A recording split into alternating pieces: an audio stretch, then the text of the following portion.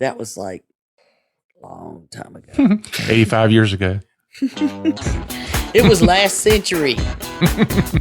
You're listening to the Help Me with HIPAA podcast, where HIPAA and humor collide to make learning fun. Your delightful hosts are Donna Grindle and David Sims. Relax. HIPAA help is on the way. This is Eric Stokes from Brightside IT in Atlanta, Georgia, and you're listening to Help Me with HIPAA podcast. Welcome to the Help Me with HIPAA podcast. My name is David Sims of HIPAA for MSPs and Security First IT. And joining me is Donna Grindle of Carden. Good morning, Donna. Good morning, David. Woo. A little bit too much coffee. I never really coffee. know how that's going to come out until you say it. And it's like I don't plan ahead enough. I should plan ahead better with some pithy comment. Pithy. I've heard that word a lot lately for some reason.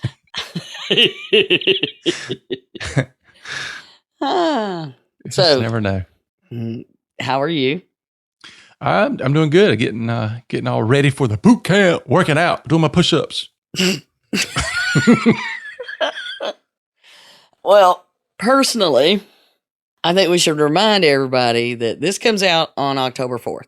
All right. The early bird special ends on October 5th. So you better get busy. Yeah, get jiggy with it. And, if you're hearing this after October 5th, but before November 5th, you can still sign up for the boot camp and, whine to David if you got a problem with the price. So the boot camp is November 5th, 6th, and 7th, which is a Tuesday, Wednesday, Thursday. True. And we are approved for CCB, HCCA's Compliance Certification Board. We are approved for CEUs, like a boatload of them. All the live training you need in a year.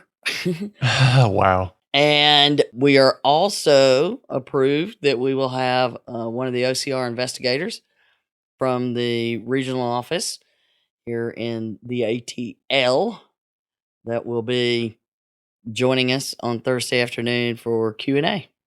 Cool. I know, right? Yeah, that was fun last time. I know. I loved everybody's eyes when she would answer questions, and then she would look confused because she didn't know the background that we had all talked about. It's a lot of fun. Yeah. So you might want to bring you some something that makes it not feel so uncomfortable when you're squirming so much. Wear some comfortable clothes. And yeah, true that. So it is it's shaping up to be another really good one. We'll end with a bang. Bang. Mm-hmm. So y'all bring it on. Yeah. It's gonna be fun, as always. Yeah. All right. So we have some great quotes of people saying, I can't believe, I can't believe I'm going to a thing where I'm going to manage to talk about HIPAA for 3 days. That's absolutely impossible. And then at the end of it, they say, I can't believe how much I enjoyed this and how much I didn't know. Mm-hmm. Same person. Yes. So keep that in mind. It's a lot. I'm just saying. Yeah, it's fun. And alumni get special pricing. So if you're wanting to come back, let us know. We'll give you special pricing anytime. Sure enough. All right. Are we done with ready? that? You got anything else? Not that I know of right now. All right. So I still have the October 24th Cybersecurity Summit. It's going to be up here in the Charlotte area, right outside of Charlotte in Indian Land, South Carolina. So if any business can attend, it's put on by the Lancaster Chamber of Commerce. And so we're going to talk about cybersecurity for half a day. Ooh, ah. Yep. Gonna be fun stuff. Yep. Too bad I couldn't make it.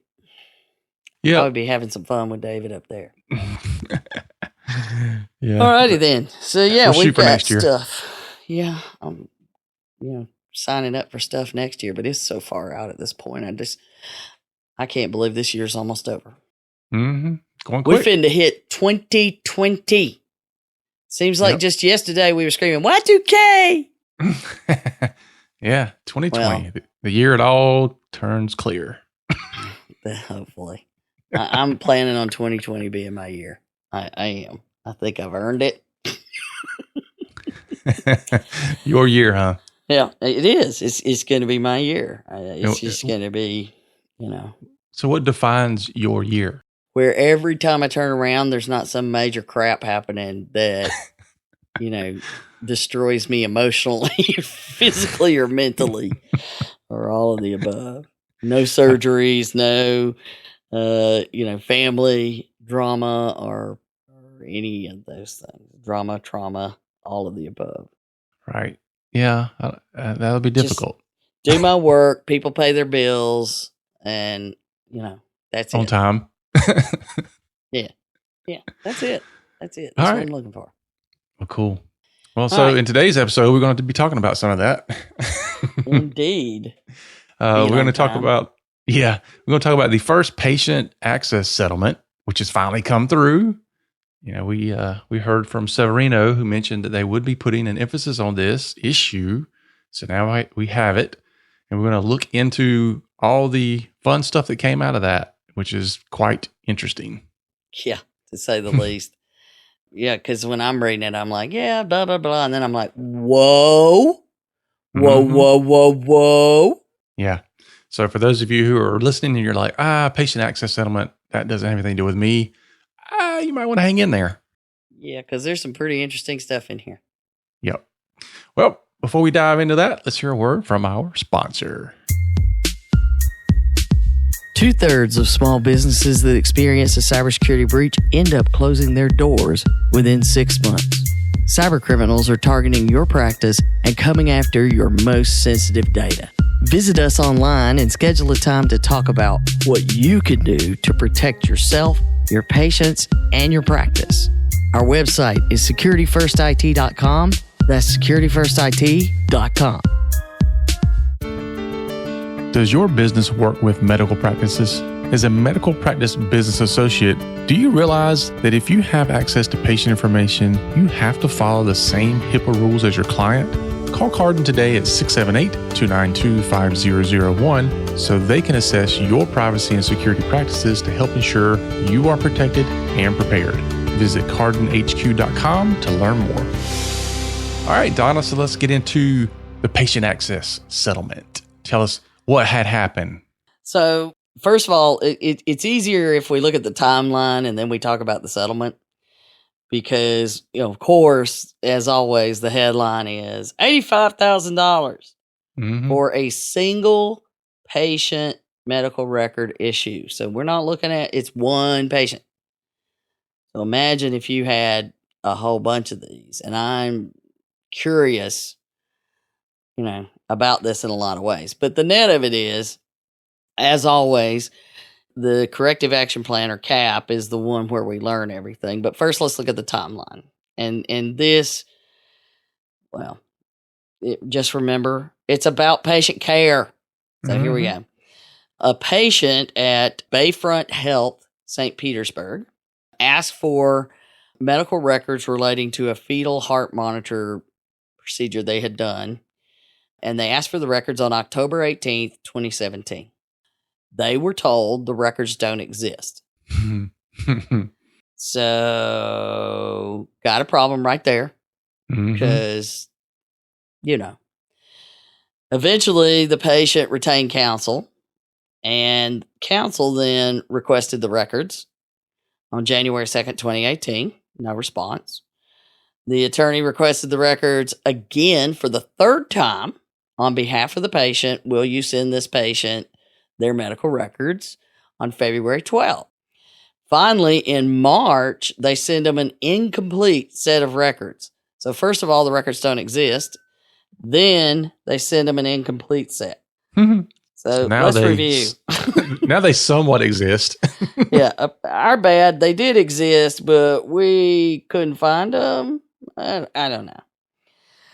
So it's not even, the right ones. So finally, I'm sure that at some point somebody said, this is a HIPAA violation. So they filed a complaint with OCR August 14th, 2018. So that's almost a year after the request. Okay.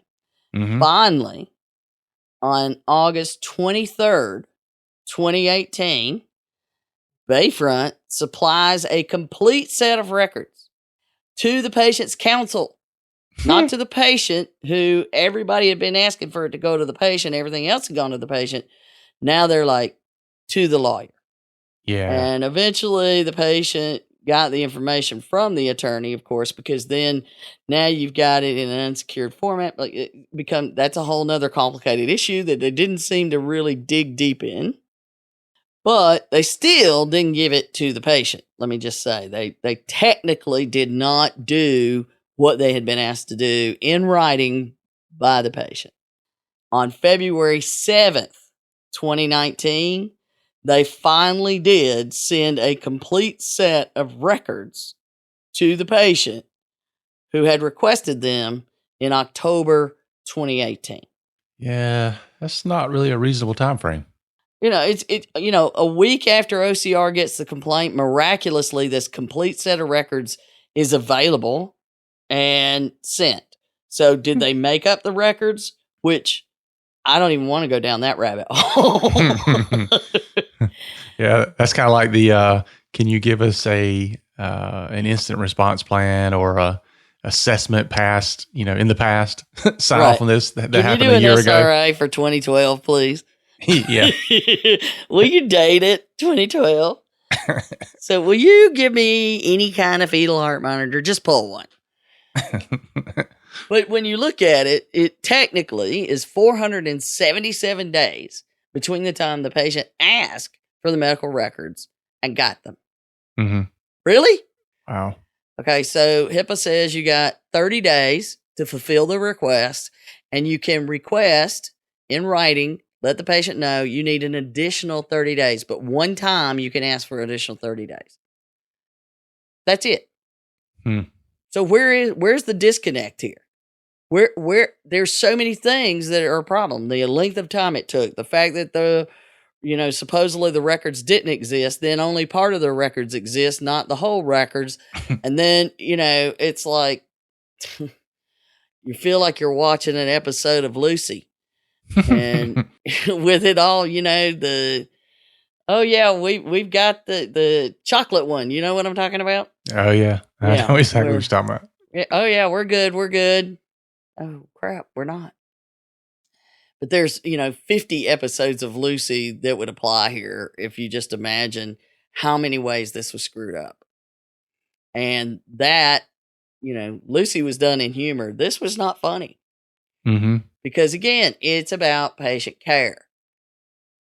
And, let's just say there's a small chance that this happened to one patient. Anybody want to take that wager on to say they believe this happened to one patient and not any others at Bayfront? No, I don't think so. No, you're not going to take that side. Not at all.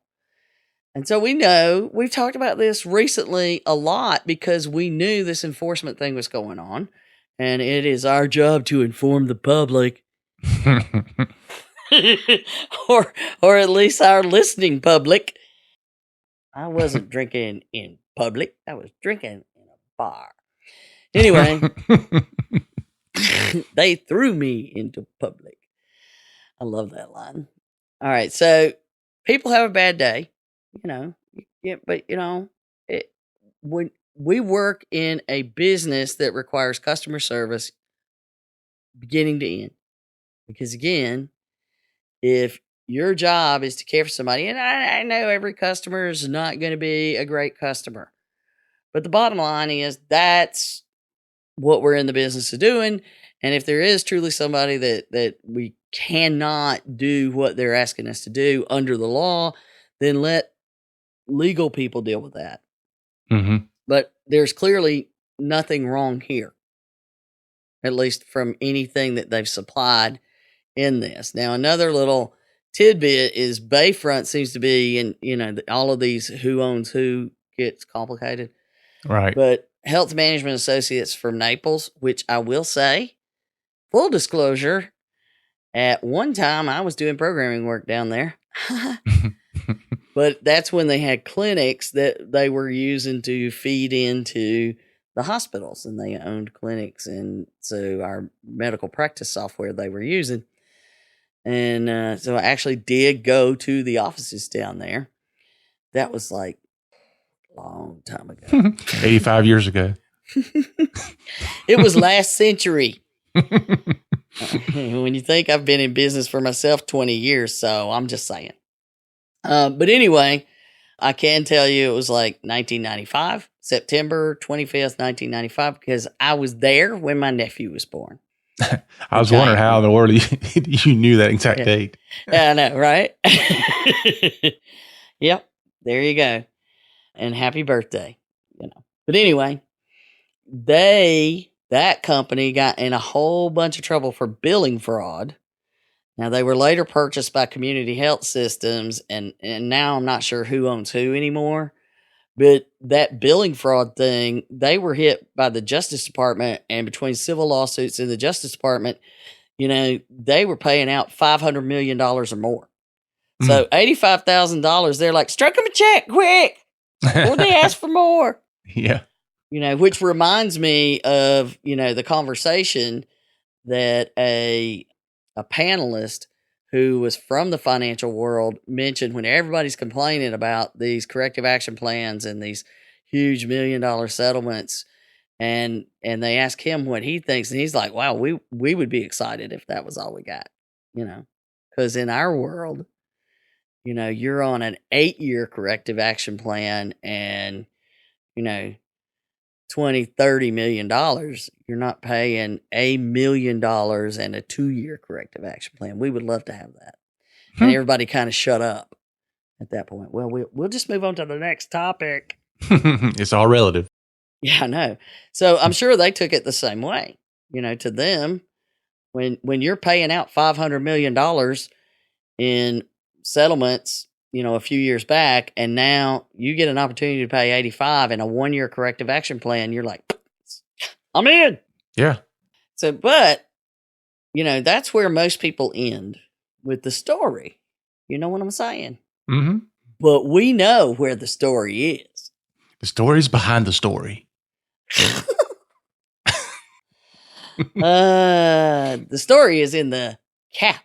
Or is it under the cap? It depends on how you want to look at it.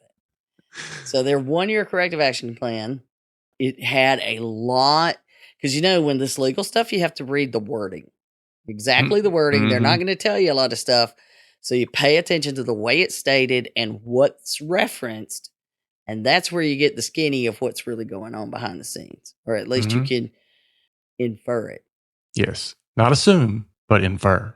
Exactly. And not imply, but infer. Correct. They're not implying, but we're inferring.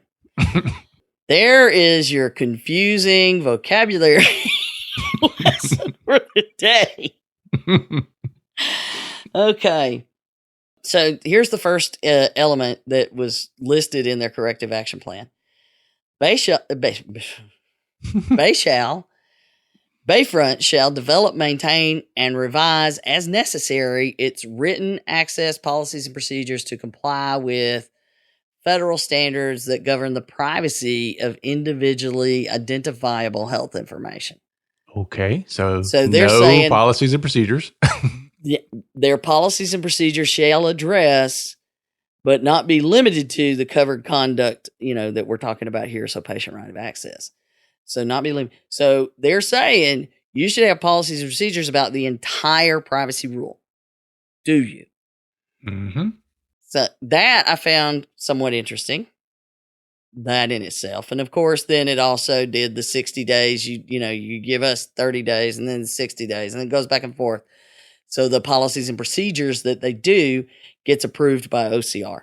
Mm-hmm. And they do specifically define the requirements, patient right of access, because they say they shall include, but not limited to, these specific things. Review and update as necessary designated record set policy contained within the right of access PHI policy to ensure comprehensive responses to requests for records. So there are a lot of people who will say, well, what do I have to give them? Okay, here's the bottom line. You're supposed to define what your designated record set includes. That's a policy and procedure. It should exist.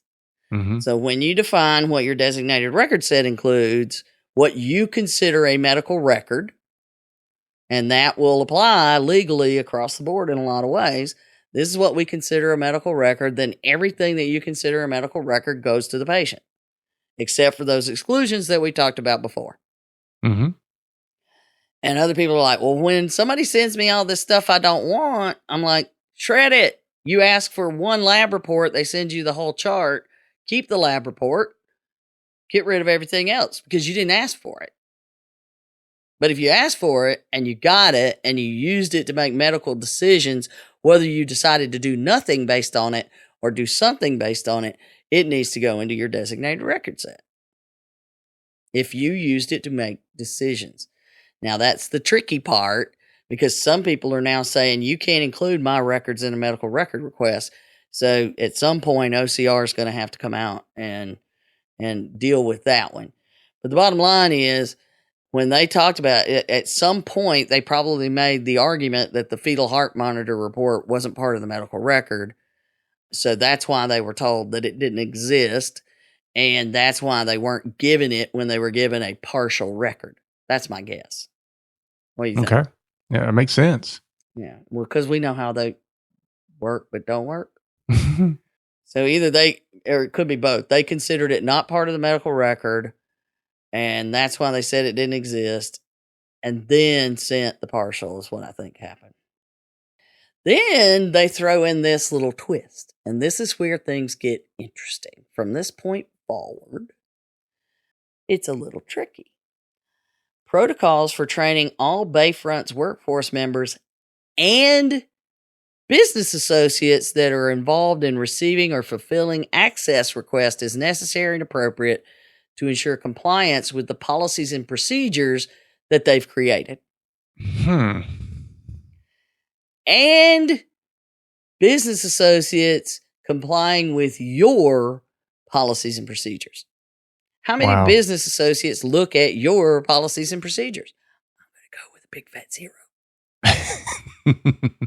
Yeah, I concur. I mean, and train them on it. Come on. Wow. I've never seen anything like that before. Yeah. That's why I'm like, wait a minute. I've read it a few times. Now, then they throw in, and we'll come back to this in a minute, but it's important to point it out. The next thing is application of appropriate sanctions against Bayfront workforce members who fail to comply with your privacy policies and procedures. Okay. Now, we've talked about sanction policy. We did a whole episode on it. Mm-hmm. Remember that? Because that's when we both got nervous. I don't like it when somebody's going to give me rules and tell me how things are going to go horribly awry. But the bottom line is you're supposed to have a sanction policy and you're supposed to show that you've actually sanctioned somebody. And when they say, well, we've never sanctioned anybody, if you've got more than 2 people, yes, a tiny little office with 4 or 5 people, I could get that. But not a huge organization. There's going to be somebody doing something where you're at least going to have to say, hey, you screw that up. Don't screw that up anymore. Mm-hmm. And it's a verbal one. That has to have happened. And I will tell you that more than once on OCR investigations, I've seen them say, show me the number of times that you've sanctioned employees show me all of your records for employee sanctions in 2017. You can't go back and make those up. I'm not saying, I'm just saying. Like, here's a partial file. Sanction policies are not in our designated records. Yeah, that'll be $650, please. I will only pay $6.50. All right, so you got that in there. That sanction thing's in there. And in a minute, we're going to come back to this whole sanction concept because now we're going to really see clearly that there had to have been a business associate involved in this release of information thing, because it then says a process for reviewing business associate performance with regard to access requests and responses and terminating relationships with business associates who fail to permit Bayfront to comply with their own policies and procedures. Oh, getting deep now. But you think about that. Think about the broad implications of that. Mm-hmm. Because if your IT company is failing to permit you to comply, hello, think of where that could go.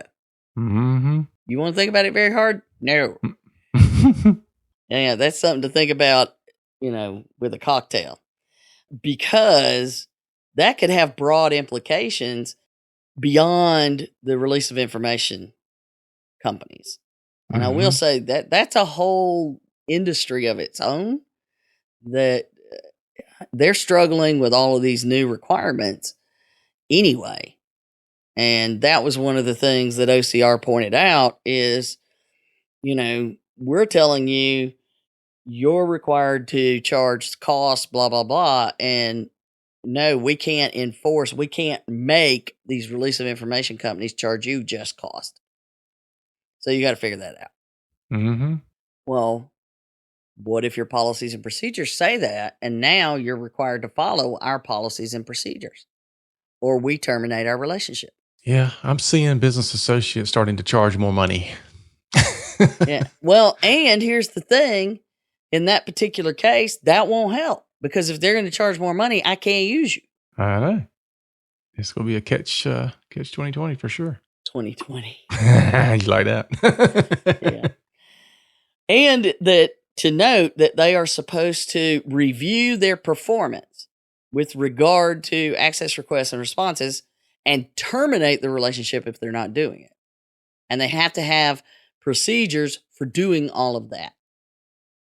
And I assure you, they have to be able to show they're doing all of that, because the very next thing says designation of one or more individuals who are responsible for ensuring that the business associate agreement with any business associate involved in these access responsibilities under the privacy rule are properly executed.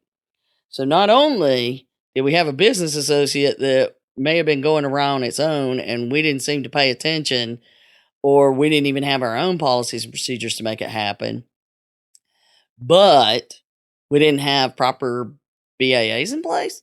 Doesn't that sort of imply that? At least I'm inferring it.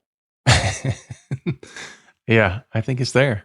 But to say that these statements would apply only to release of information companies and release of information business associates and release of information business associate agreements, I don't see how you could say that.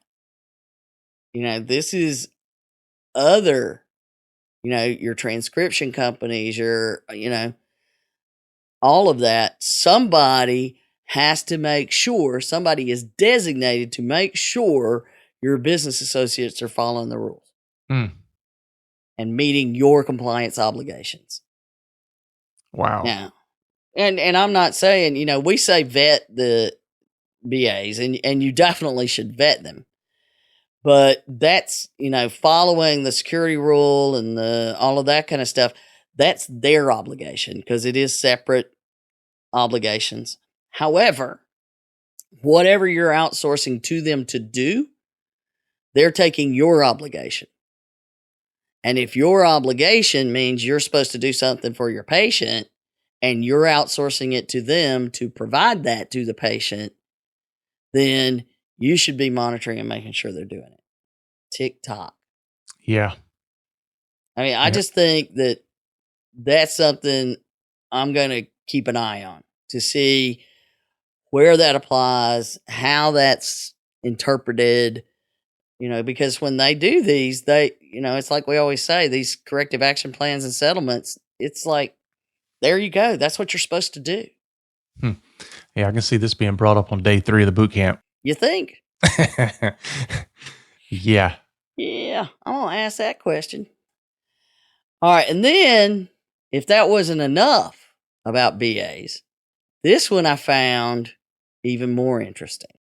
Within 30 days of the effective date and for 1 year following the effective date of the cap, Bayfront shall provide HHS with the following: the names of all Bayfront business associates that receive, approve, deny, bill for, and or fulfill access requests for access to copies or inspection of individuals' PHI.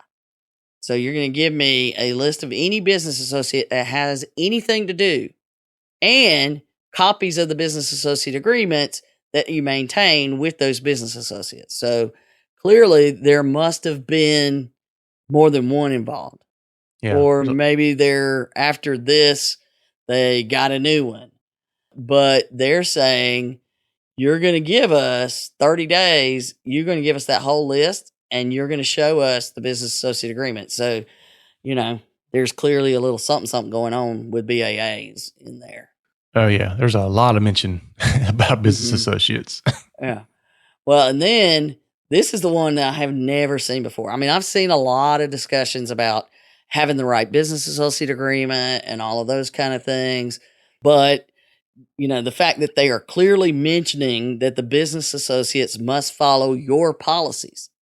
So first, you're instructed to develop the policies and procedures that meet the obligation of the privacy rule for patient access specifically, but all of the privacy rule.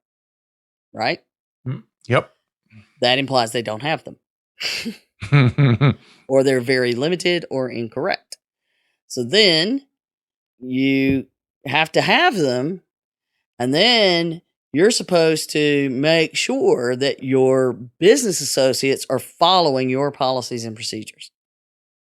And if they are not, then they are failing to permit you to comply, and you need to terminate your relationship.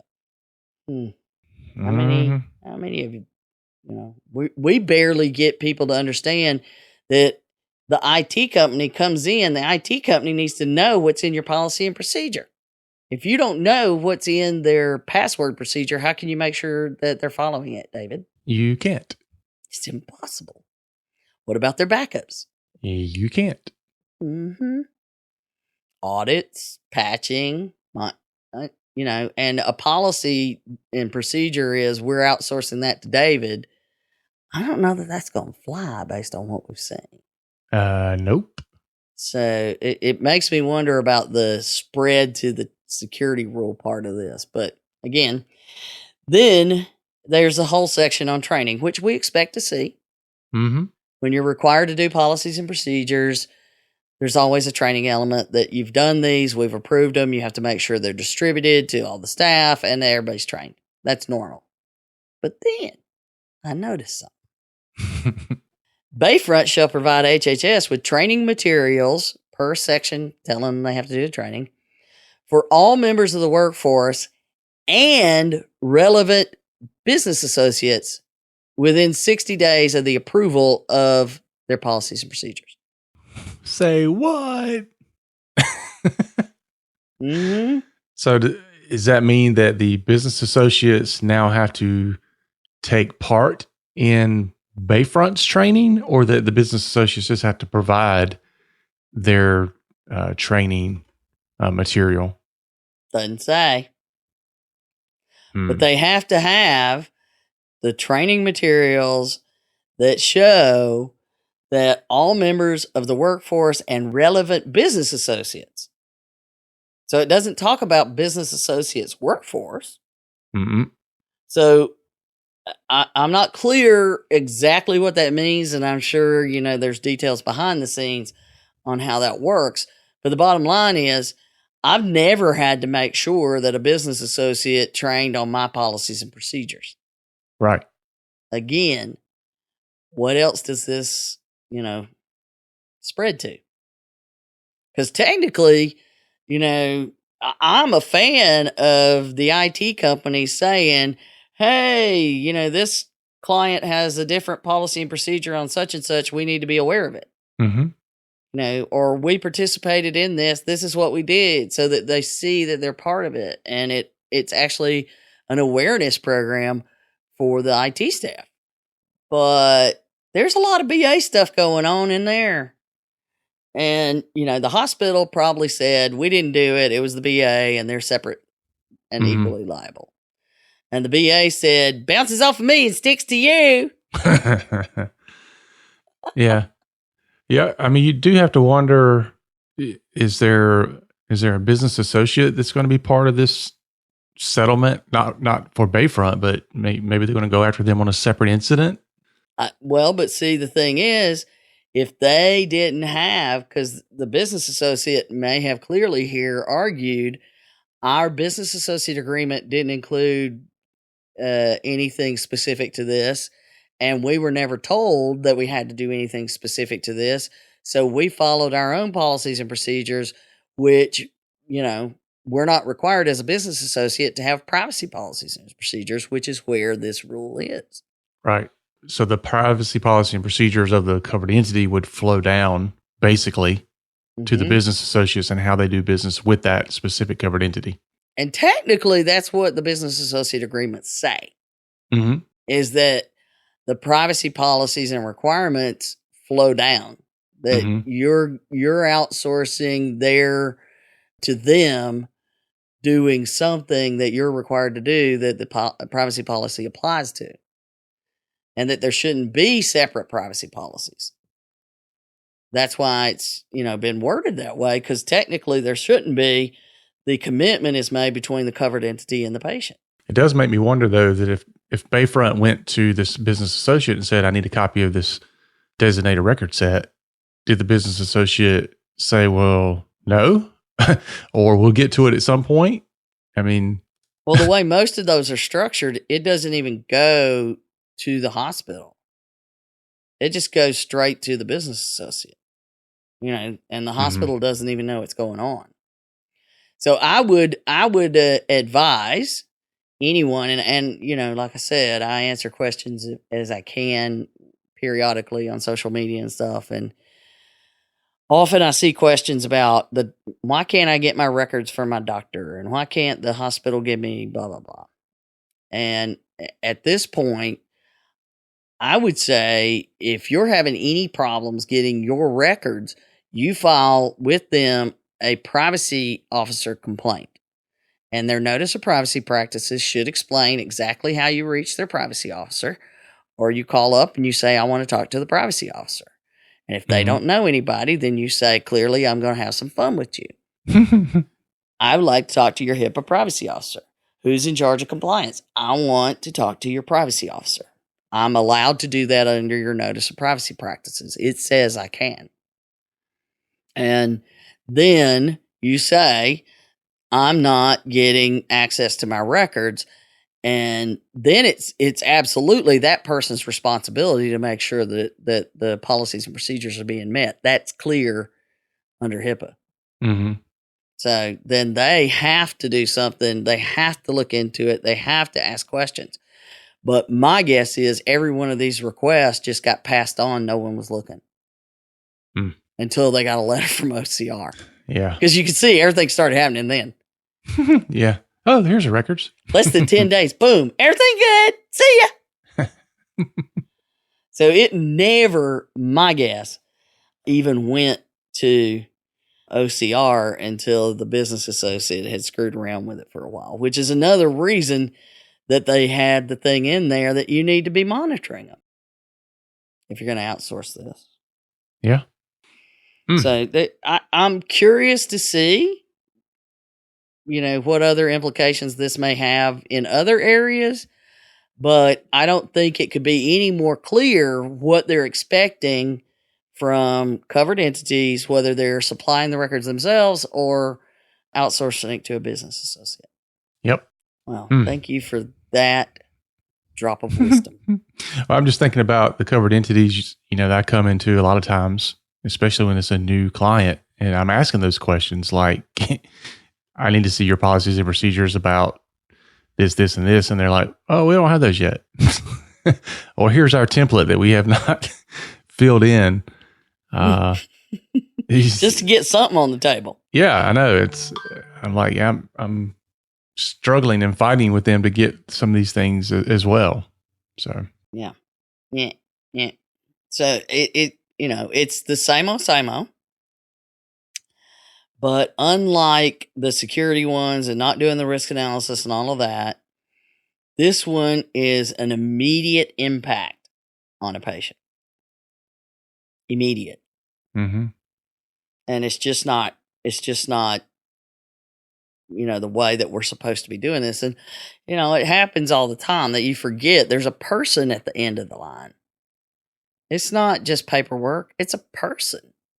And we don't do enough, I don't think, to remind people of that. I personally got that scared into me. Mm-hmm. And this was like in the early 90s when I'm doing a tour of an ambulance that got all these new, the early GPS stuff and drug interaction databases and all that. But it wasn't tied to the internet necessarily. But they were able to put these things on laptops and have that capability to better find the location that they needed to go to and all this. So they wanted me to see it because nerd. And I was like, it was really cool stuff. And they were talking about this drug interaction database where they could enter the drugs that this patient was on and make sure they didn't give them anything that would interact. And I was like, wow, I'm really glad I don't write that kind of code. Because that would scare the crap out of me, that I could make a mistake and, someone could die. Mm-hmm. And the guy giving me the tour never skipped a beat because I wrote the billing software. I wrote the software that filed claims and statements and all kinds of stuff and made the money come in and begged for it to come in, whatever you want to call it. But he never skipped a beat. He looked right at me and he said, if you don't do your job, we can't buy this stuff, so people could still die. Great. And I'll never forget. I could take you to the spot in the service bay at the ambulance service and take you right to the spot that I was standing in today. And just blinking at the dude and just, it took my breath away, just that thought. And I don't think enough people really realize that. Mm-hmm. So I think we need to do a better job of that in healthcare. That it doesn't mean that someone necessarily could die, but it could mean that someone's life has changed forever. And, a whole lot more stuff. And it's certainly something that was eye-opening to me and I've never forgotten. And I think more people should have that experience somewhere. I agree. Yeah. Have you ever had it just now with me? Yeah. Just now. I'm thinking I could die. if you don't do these show notes each week. Yeah, we know how the podcast would go. Then people won't learn what they're supposed to learn and people could die. If you're not listening to this podcast, you could be killing people. Oh, jeez. And then, as usual, now we're done. All right. So you heard it, folks. Listen to every single episode, beginning to end, or people could die. That's all I'm saying. No matter how hard I try, I can count on you to take things awry. There you go. You're a poet. Didn't know it. No. All right, folks. That's our show for today. Make sure you share us out on your favorite social media site. Rate us on our podcasting app. We always need your help to spread the word. And remember, the boot camp, thehippobootcamp.com. You can always send your questions and ideas to Donna. She has nothing else to do. So remember, for Donna and myself, that HIPAA is not about compliance. It's about patient care.